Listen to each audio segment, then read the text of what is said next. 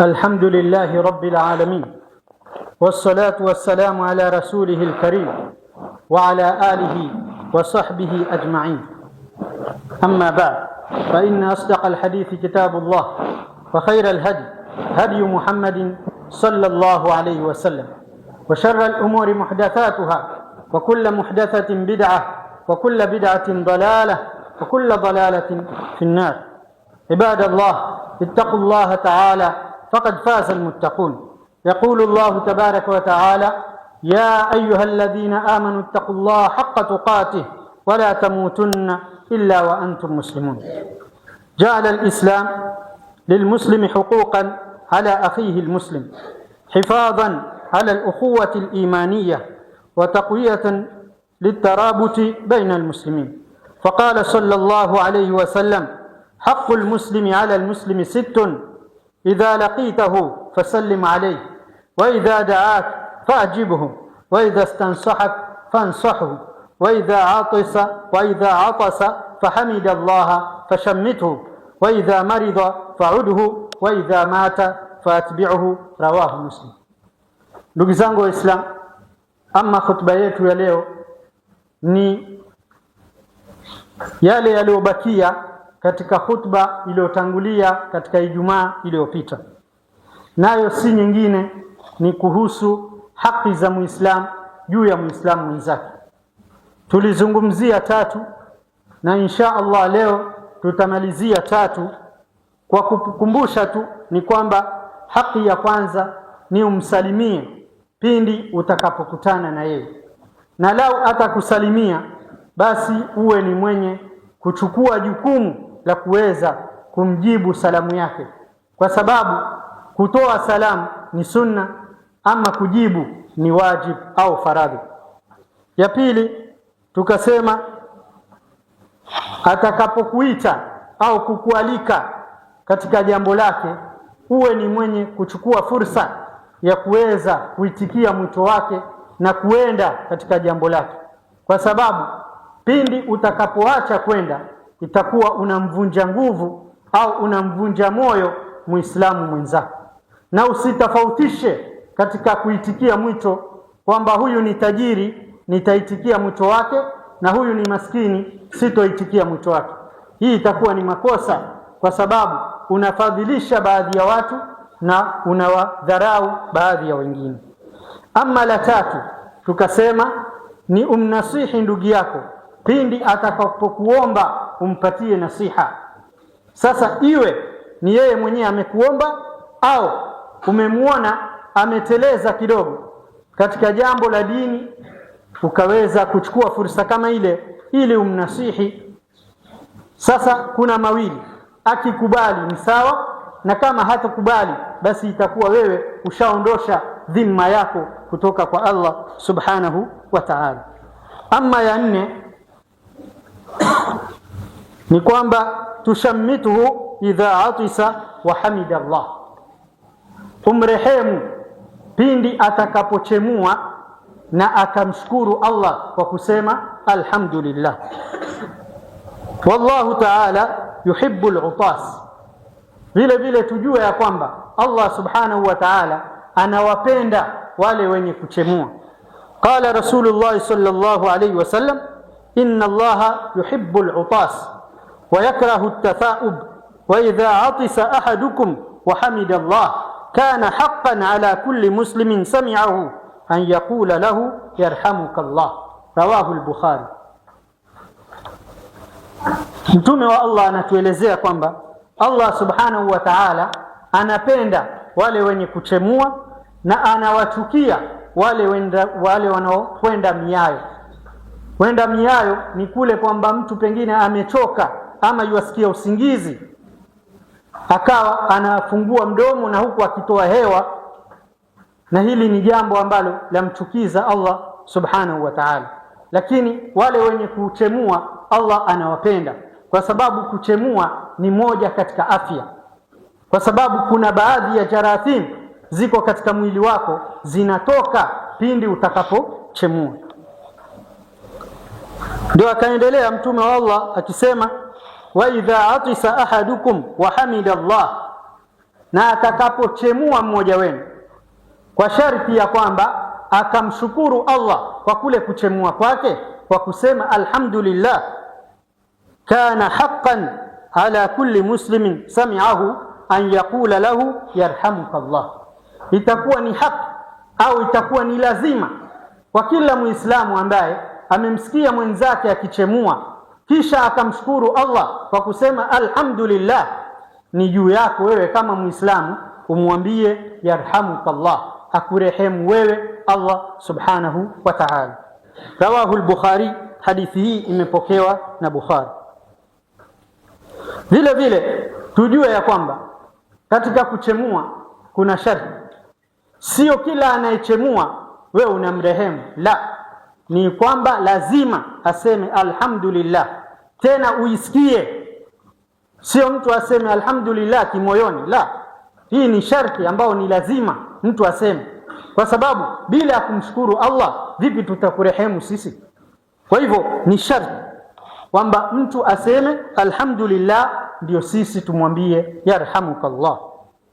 Ndio akasema mtume wa Allah katika hadithi nyingine, idha atasa ahadukum fahamida Allah fashammituhu, pindi atakapochemua mmoja wenu na akamshukuru Allah kwa kusema alhamdulillah, basi ni juu yenu nyinyi kumrehemu, kumwambia yarhamuka Allah. Fa in lam yahmadillah fala tushammituhu, na kama hakumshukuru Allah basi na nyinyi msimrehemu. Haya si maneno yangu, ni maneno ya mtume wa Allah, sala na salam zimfikie. Msije mkasema kwamba khatibu ndio amesema tusiwarehemu waislamu wenzetu. La, kuna sharti hapa. Mtume wa Allah ametufundisha kwamba lazima amshukuru Allah ndio sisi tumrehemu. Bila kumshukuru Allah hatuwezi kumrehemu. Kwa sababu gani? Haya ni maneno yake, lakini kuna vitendo pia. Mtume wa Allah anatufundisha kwa vitendo vyake. ويشهد له قول أنس رضي الله عنه، عطس رجلان عند النبي صلى الله عليه وسلم فشمت أحدهما ولم يشمت الآخر، فقال الرجل يا رسول الله شمت هذا ولم تشمتوني ولم تشمتني، قال إن هذا حمد الله ولم تحمد الله. رواه البخاري. Inatilia nguvu katika hili jambo tunalolizungumza ni kwamba ile kauli ya Anas radhiyallahu anhu aliposema kwamba walichemua mbele ya mtume, sala na salamu zimfikie yeye, watu wawili, mmoja akasema alhamdulillah, mwingine hakusema. Mtume akamwambia yule aliyosema alhamdulillah yarhamukallah, huyu wa pili hakumwambia yarhamukallah. Yule hakunyamaza, akamwambia mtume, kwa nini umemrehemu huyu huku ni rehemu mimi? Mtume akamwambia, kwa sababu yule amemshukuru Allah kwa kusema alhamdulillah, na wewe hukumshukuru Allah, vipi nitakurehemu? Kwa hivyo hii inaonyesha kwamba mtume hakutuacha hivi hivi kwa maneno, bali alituonyesha pia kwa vitendo.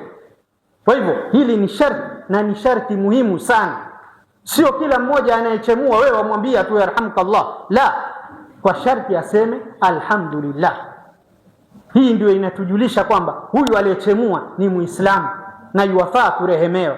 Lakini kwani wangapi wanachemua na hawasemi? Wengine pengine ni Wakristo kama, na wengine ni Waislamu, lakini wajifanya wameendelea sana, wanafata tabia za kimagharibi. Mtu unamsikia anachemua alafu anakwambia excuse me. Mafundisho ya nani hayo? Mafundisho ya kishaitani hayo, sio mafundisho ya mtume wetu, sala na salamu zimfikie. Kwa sababu sisi tumeamrishwa tumfuate mtume, sala na salamu zimfikie, kama vile alivyosema Allah, laqad kana lakum fi rasulillahi uswatun hasana. Mumekuwa nyinyi kwa kupitia mtume wa Allah muna kiigizo chema. Sasa ikiwa mtume ametufundisha hivi, kwa nini sisi tunafanya yetu? Tunamfuata nani? Kwa hivyo lazima mtu akichemua aseme alhamdulillah, ndio sisi tumwambie yarhamukallah.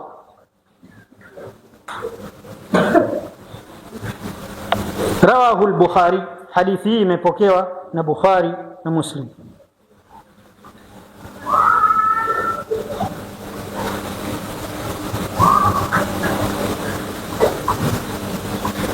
Kwa hivyo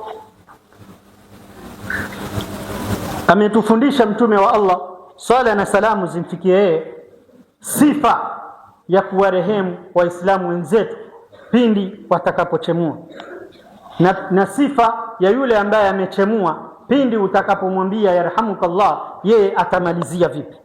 Faqala sallallahu alayhi wasallam, idha atasa ahadukum falyaqul alhamdulillah walyaqul lahu akhuhu au sahibuhu yarhamukallah, fa idha qala lahu yarhamukallah falyaqul yahdikumullah wa yuslih balakum, rawahu al-Bukhari.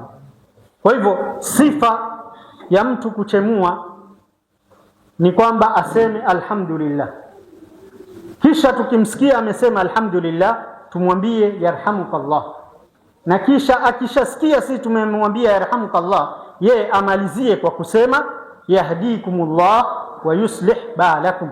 Maana yake alhamdulillah, namshukuru Allah, yarhamukallah, akurehemu wewe Allah, yahdikumullah, awaongoze nyinyi Allah, wa yuslih balakum, na awatengezee mambo yenu.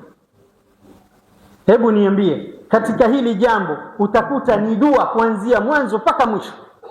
Kwa nini sisi tunaangalia mambo ambayo sio mafundisho ya Allah kwa kupitia kwa mtume wake, sala na salamu zimfikie yeye? Ama alhaqul khamis, tauduhu idha marid, umtembelee ndugu yako pindi atakapokuwa mgonjwa. Hebu tujiulize, mimi na wewe Waislamu wa leo tumejaribu kuwatembelea wagonjwa wangapi leo? Wataka kusema hatuna hata katika family wagonjwa? Basi kama hakuna katika family, jirani. Kama hakuna jirani, basi Waislamu wenzetu. Leo utakuta wale ambao sio katika sisi wana uradi, wanatembelea mahospitali kuwatembelea wagonjwa ambao hata hawahusiani na wao, lakini wanazunguka mahospitali, alafu utaona wanawaombea. Hii ni tabia ya Uislamu, lakini sisi leo tumewaachia wasiokuwa Waislamu. Hili ni jambo ambalo linasikitisha sana, kwa sababu pindi utakapomtembelea ndugu yako Muislamu utaijua ile neema ya afya. Utajua kwamba mimi Allah amenipenda na akanichagua akaweza kunipa afya, naweza kufanya kila jambo mimi mwenyewe. Lakini ukimwangalia yule mgonjwa, pengine yuwafanyiwa kila kitu pale pale kitandani, huenda ukarudi nyuma na ukamshukuru Allah kwa neema kama hiyo. Lakini sisi leo tumeacha hilo jambo, tumewaachia wasiokuwa Waislamu. ويتأكد هذا الحق إذا كان المريض من ذوي الأرحام أو كان جارا، والله تعالى يعاتب عبده يوم القيامة على تركه لعيادة المريض. Na vile vile inatiliwa nguvu katika jambo kama hili la kuwatembelea wagonjwa pindi atakapokuwa yule mgonjwa ni mmoja katika akraba zako, ni mmoja katika jamaa zako wa karibu, ima ni ndugu yako au dada yako au baba yako, mama yako, shangazi yako, mjomba wako na kadhalika, katika familia yako kabisa. Hili linatiliwa nguvu, kwa sababu hata usipompa chochote, lakini kule kwenda kumwangalia unampatia moyo, unampatia morali ya kwamba huenda na mimi nikapata afueni, kwa sababu watu hawakuniacha hivi hivi. Kwa hivyo unampatia wasaa wa moyo yule mgonjwa. Lakini pindi tutakapoacha wagonjwa peke yao, tunawavunja moyo mpaka wanaweza kufa kabla ya muda wao. Kwa sababu gani? Kwa sababu hakuna mtu anayempitia, ameachwa peke yake. Kama vile wanavyosema kwamba mgonjwa chake ni kitanda. La, hii ni makosa. Lazima tuwe tunawapitia asubuhi na jioni. Vile vile Allah subhanahu wa ta'ala atakuja kumlaumu mja siku ya Kiyama. Kwa sababu gani? Kwa sababu ya kumwacha mgonjwa asiende kumtembelea. Qala Rasulullah sallallahu alayhi wasallam, inna Allah azza wa jalla yaqul yawm al-qiyamah, ya ibn adam maridtu falam ta'udni. Qala ya rab kayfa a'uduk wa anta rabbul alamin? Qala ama alimta anna abdi fulanan marida falam ta'udhu? Ama alimta annaka law udtahu lawajadtani 'indahu? Rawahu Muslim. anasema mtume wetu wa Allah, anasema mtume wa Allah sala na salamu zimfikie yeye kwamba Allah subhanahu wa ta'ala atasema siku ya kiyama kumwambia huyu mja, ewe mja, nimekuwa mgonjwa wala hukunitembelea. Huyu mja atasema, ewe Mola wangu, utakuwa vipi mgonjwa wewe na hali ya kuwa wewe ni Mola wa viumbe vyote? Allah atamjibu, atamwambia, je, hukujua kwamba mja wangu fulani alikuwa mgonjwa na wala hukumtembelea? Kwa hivyo tusije tukaona kwamba Allah anatuuliza hivi tukidhania kwamba Allah anakuwa mgonjwa. La, hizi ni sifa za upungufu. Allah hana sifa kama hizi. Sisi binadamu ndio tuna sifa kama hizi. Kwa hivyo Allah analeta istiara au majazi kwamba mja wangu alikuwa mgonjwa, wewe hukumtembelea. Kwa hivyo anafanya kama ambaye ukimtembelea ndugu yako Muislamu mgonjwa ni kama ambaye umemtembelea yeye. Kwa hivyo Allah atamjibu huyu mja akimwambia, je, hukujua kwamba mja wangu fulani alikuwa mgonjwa na wala hukumtembelea? Je, hujui ya kwamba lau ungelimtembelea yeye ungelinipata mimi niko pale? Kwa hivyo hii inaonyesha kwamba ni jambo kubwa sana kumtembelea mgonjwa, lakini sisi leo tumedharau na tumeliona ni kwamba ni jambo ambalo halina maana. Hebu tuangalie faida yake ni nini katika kumtembelea mgonjwa. Asema, wa fi iyadati almarid ajrun adhim wa thawabun kabir, wa mimma jaa fi fadli iyadati almarid wa thawabiha anna alaida ma yazalu yajni min thimari aljanna wa naimiha hatta yarja. Asema katika faida za kumtembelea mgonjwa ni kwamba kuna ujira mkubwa na thawabu nyingi sana, na vile vile katika yale yaliyopokewa katika fadhila ya kumtembelea mgonjwa na thawabu zake ni kwamba yule anayemtembelea mgonjwa hatoacha kuchuma matunda ya peponi na neema zake mpaka atakaporejea nyumbani kwake. Liqauli nabii sallallahu alaihi wasallam, man aada maridan lam yazal fi hufrati aljanna. Qila ya rasul Allah, wama hufratu aljanna? Qala janaha, rawahu Muslim. Anatuelezea mtume wetu sala na salamu zimfikie yeye kwamba yoyote ambaye atamtembelea mgonjwa hatoacha kuwa ni mwenye kuchuma matunda ya peponi na neema zake. Wakamwambia mtume wa Allah, nini maana hufratul janna? Akasema mtume wa Allah, janaha, ni kule kuyatuma yale matunda ya peponi. Kwa hivyo pindi wewe utakapotoka nyumbani kwako na ukaenda paka hospitali au nyumbani kwa yule ndugu yako mgonjwa, utakuwa ni kama ambaye unapata neema za peponi na kuchukua yale matunda ya peponi. Kwa hivyo ni jambo kubwa sana hili, tusilidharau.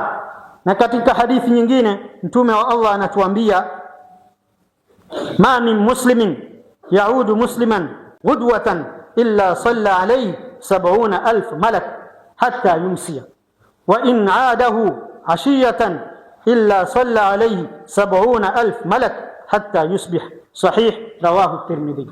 Anasema mtume wa Allah, hakuna yoyote katika Muislamu ambaye atamtembelea Muislamu mwenzake akiwa ni mgonjwa wakati wa usubuhi, kipindi cha usubuhi, isipokuwa atakuwa na malaika 70,000 wakimuombea yeye maghfira, wakimuombea yeye rehma kwa Allah subhanahu wa ta'ala.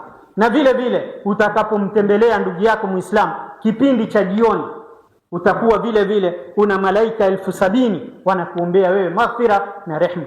Sasa hebu niambie ndugu yangu Muislamu, sisi hatutaki maghfira ya Allah, hatutaki msamaha wa Allah, hatutaki rehma za Allah. Kwa hivyo ni jambo ambalo hatutosheki nalo, kwa sababu sisi tuna makosa kadha wa kadha. Pengine utakuta mtu unamuona ni Muislamu sana, lakini lau utafunuliwa tu uone yale madhambi yake, wewe mwenyewe utastaajabu. Kwa hivyo ukifanya mambo kama haya madogo madogo, utakuwa wewe ni mwenye kusamehewa madhambi yako, yale unayoyajua na yale usiyoyajua. aqulu qawli hadha wa astaghfirullah li wa lakum wa lisairil muslimina wal muslimat فاستغفروه إنه هو الغفور الرحيم وهو البر الكريم. واستغفر الله.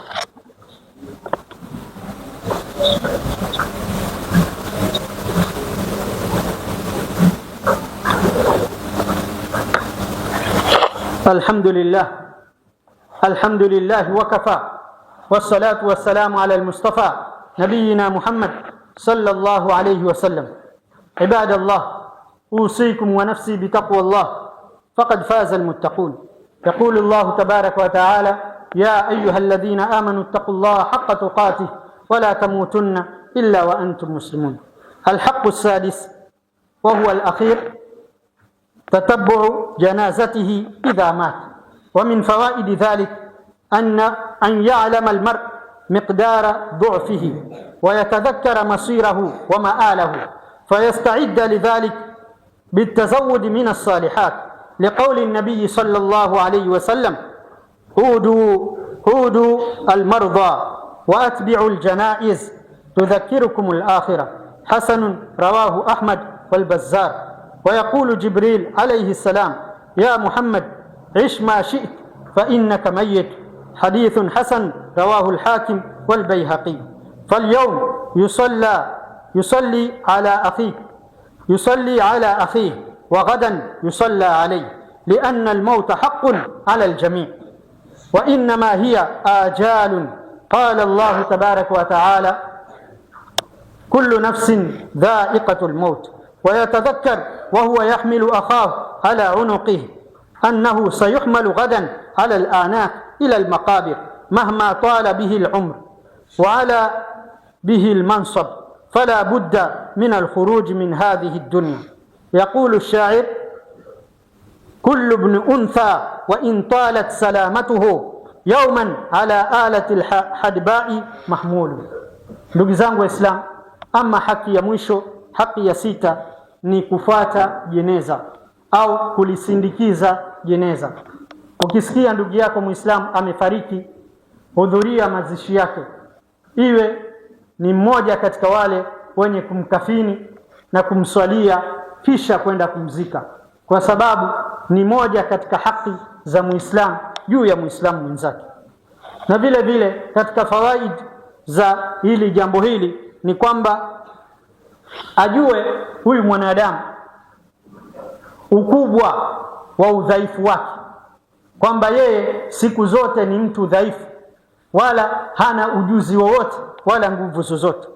Na vile vile atakuwa ni mwenye kukumbuka mwisho wake na mashukio yake, ili aweze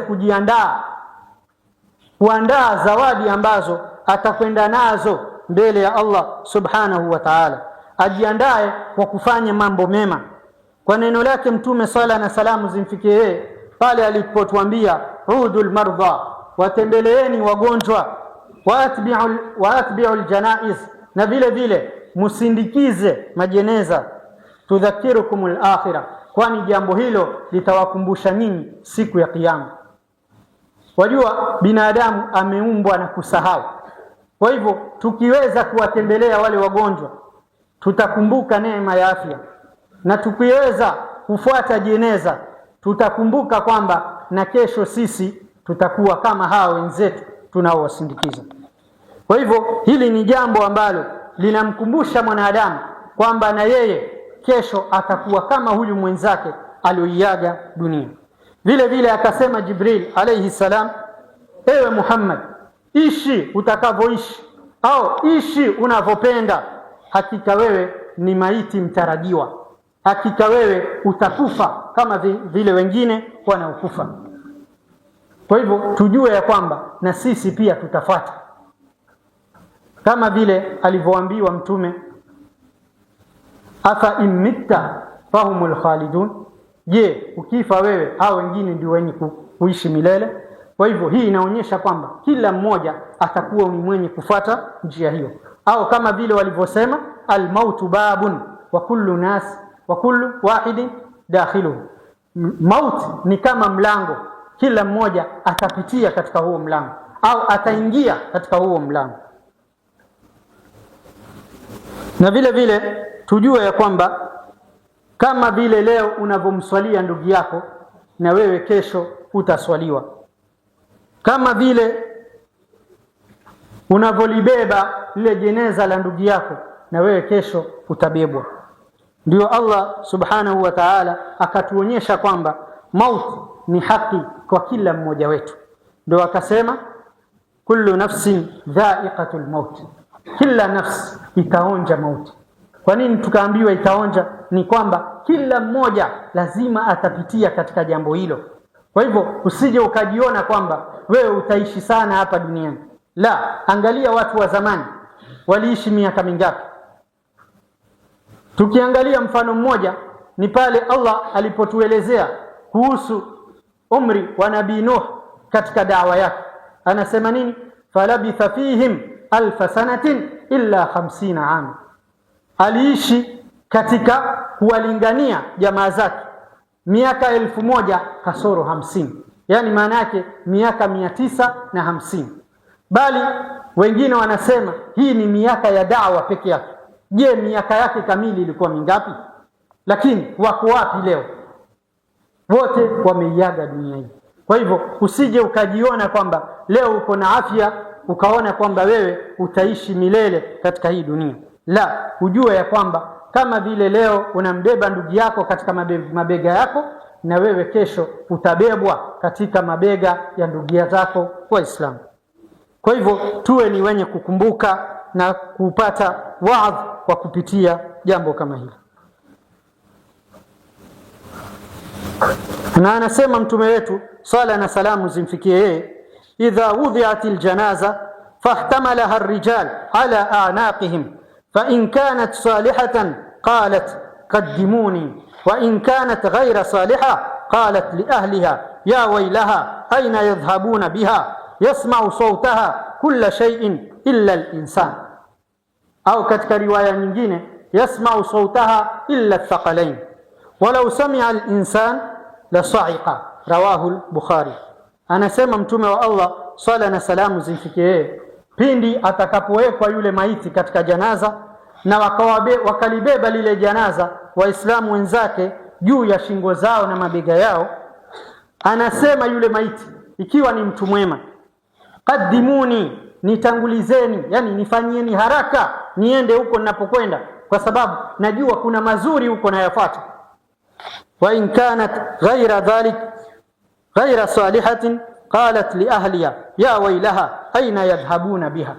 Na ikiwa ni mtu muovu, si mtu mwema, anasema kuwaambia wale watu wake wanaombeba, ole wangu, wanaenda nalo wapi hili jeneza?